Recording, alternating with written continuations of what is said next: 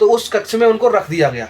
और सारे लोग, जब रात होगी तो सारे लोग अपने अपने मतलब घर पे चले गए। जो परिवार के लोग थे वो अपने अपने कमरे में चले गए। लेकिन उस राजा को एक, जब उसका पहरेदार था ना, उसका दरबारी, वो उसको ऐसे अपने दरबारी मतलब उसका रक्षा कर रहा था महल की। तो वो देखता है कि उस शयन कक्ष में जब उसको लिटाया गया, जिसमें वो दीपक जला देते हैं, जब दीपक वो जला, बारात के 12 बजे समथिंग वो दीपक, हल्की हल्की आंधी आई और वहाँ पे एक गुमटा सा बना और वो दीपक बुझ गया। और उसके बाद जब सुबह हुई, ठीक है, तो सुबह हुई, जो वो दरबारी था, वो दरबारी तो डर के भाग गया होगा। लेकिन जब सुबह लोगों ने देखा कि उस जो राजा जो ख़त्म हो गया था, उसकी आंखें खुली थी, ठीक है, आंखें खुली थी, आंखों में लालपन था, ऐसा लग रहा था ये आदमी जिंदा है, चेहरे पे मुस्कुराहट थी। तो लोगों ने कहा ऐसा कैसे हो गया। तो वो फिर लोग अपना आते रहे, उन्होंने कोई बात नहीं, छोड़ो अब इनका अंतिम संस्कार करना चाहिए, कुछ अजीब सा हो रहा है।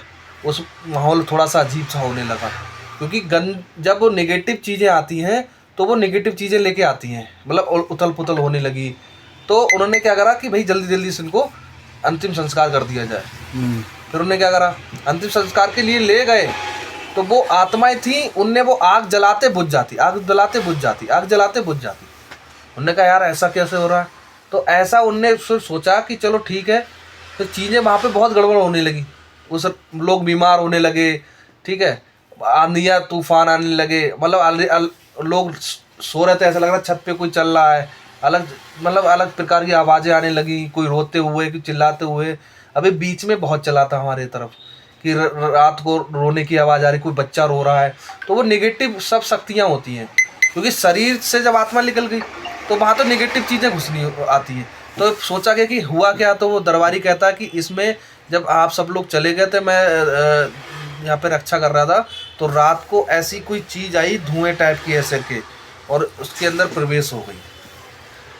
तो फिर वहाँ पे तांत्रिक भैया बुलाए गए। उनने कहा कि भाई क्या, बोले इसका कोई समाधान नहीं है, इसका समाधान एक ही है कि हमारी जो इच्छाएं होती हैं, वो इच्छाएं जब तक, जो इच्छाएं तो कभी मरती नहीं है, क्योंकि वो हमारे अंदर क्या है, हमारे अंदर एक आत्मा है अंदर, ठीक है, वो अच्छी है बुरी है, वो हमारे कर्म से कराती है। तो कुछ देखो, आदमी कितना भी बूढ़ा हो जाए, कुछ भी उसकी इच्छा मरती नहीं है कि हम ये कर लें वो कर लें। आदमी, कुछ लोग बहुत, तुमने देखा ना, भूत प्रेत कौन बनता है, जो एक्सीडेंट से मर गया, जिसकी मौत हो गई, वो पड़ा रहा, 2 दिन बाद मिला थी, तो वो बॉडी अकेले रहती, उसके अंदर ही तो भूत बाधा प्रेत आ जाती है।